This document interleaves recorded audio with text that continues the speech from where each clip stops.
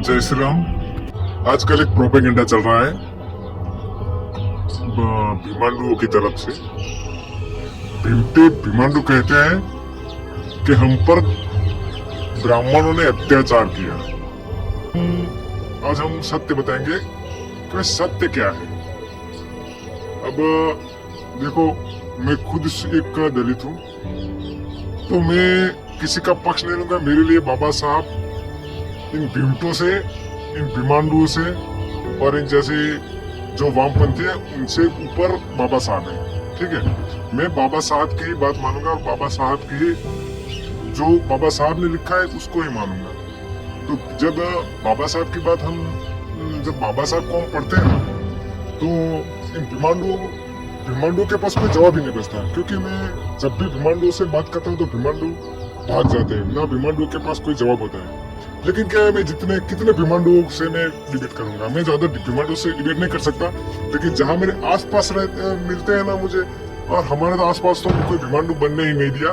जैसे बनते बनते मैं भी पहले बन तो गया था, लेकिन उसके बाद ये हुआ जब काफी सारी मैंने सबको देखा और पढ़ा भी, तो बाबा साहब के बारे में सर्च किया, तो वहाँ जाना भी मैंने, तो उसमें मुझे ऐसा कोई देखा नहीं। लेकिन ऊपर से जो भीमांडु बोलते हैं ना, उससे उलट है।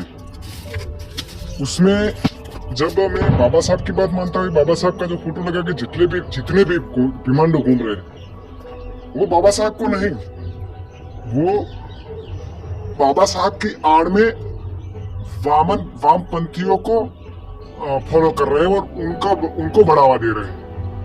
और अपने जो हिंदू है, सनातन है, उसके विरोध में वो चाहते हैं सब जो संस्कृति है वो मिट जाए, और सारे भीमांडु ने इसमें लगे हुए हैं। तो चलो हम बाबा साहब के बारे में आगे बात करेंगे। बाबा साहब ने, अगर भीमांडु से पूछोगे आप कि भाई आपसे सबसे सम्मानीय कौन है, तो कहेंगे बाबा साहब। लेकिन कहीं से आपको बाबा साहब की इनके अंदर कोई गुण आपको दिखाई नहीं देंगे, एक गुण भी। ठीक है, तो ये ऐसे भीमटों को आज हमें कुछ उनसे सवाल भी करना चाहता हूँ कि भाई, जब बाबा साहब आप बड़े हो या बाबा साहब बड़े हैं। और सबसे बड़ी बात है कि बाबा साहब ने जब ये पूछते थे ना, वो जो जितने जो दलित है, वो लोग जो जितने शूद्र हैं, उन लोगों के लिए ये पूरी रचित हुई है और सबको सामने रखी हुई। ऐसी बात नहीं थी शूद्र कौन है, ये सब पूरा ये उन्होंने लिखी हुई थी। और सरकार, आज जो सरकार है, वो सरकार भी 2013 तक, तो ये 2098 से 2013 तक तो उसका प्रचार हुआ, लेकिन अब नहीं कर रही है। अब क्यों नहीं, ये सरकार क्यों नहीं कर रही है, वो तो मुझे समझ में नहीं आ रही। क्योंकि इस पुस्तक का तो अभी जो विरोध हो रहा है ना हिंदुओं का, तो सरकार अगर हिंदुवादी है, अगर सत्य में सही दिखाना चाहती है, सबको एक करना चाहती है, तो सरकार को एक कार्य करना चाहिए कि इस पुस्तक का सबसे आगे बढ़ के उसका प्रचार भी करना चाहिए कि इसमें क्या लिखा हुआ है। बाबा साहब ने प्रकाशित की थी पुस्तक। बाबा साहब उसमें लिखते हैं शूद्र कौन थे, और उसके बाद उन्होंने ये लिखा कि शूद्र वे क्षत्रिय थे और उन्होंने ब्राह्मणों के ऊपर बहुत अत्याचार किया। और अत्याचार ब्राह्मणों को करने के बाद उनका जो उपनयन संस्कार होता था, जो जनेऊ धारण, जो जनेऊ पहना जाता था, तो वो ब्राह्मणों ने करना बंद कर दिया। तो इसमें तो बाबा साहब तो साफ लिखते हैं भाई कि जब शूद्र थे वो एक वीर क्षत्रिय थे, उनके वंशज हैं, शूद्र थे, उन्होंने ब्राह्मणों को प्रताड़ित किया।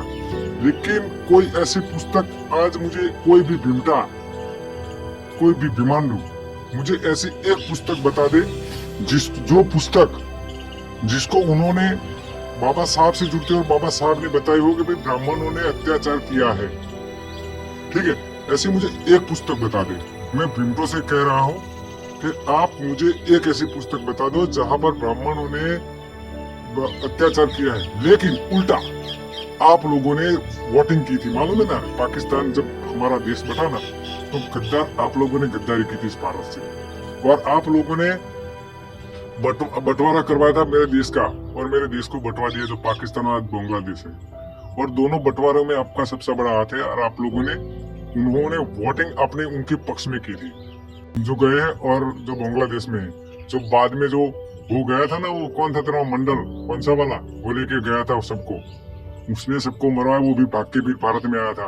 उसका भी आज तक कोई पता नहीं कहाँ मर गया, उसका बेटा कोई जिंदा है या नहीं। ठीक है, जोगेंद्रनाथ मंडल, उसने सबको मरवाया ले जाके, और आप लोगों ने उसके पक्ष में वोट किया। आप लोगों ने देश को बंटवाया, देश का बंटवारा आप लोगों ने किया। और आज जय भीम के नारे लगा रहे हो ना, उन लोगों ने पहले भी यही आपके साथ किया था और काट दिया आप लोग। वहां पर भी अल्पसंख्यक बन गए।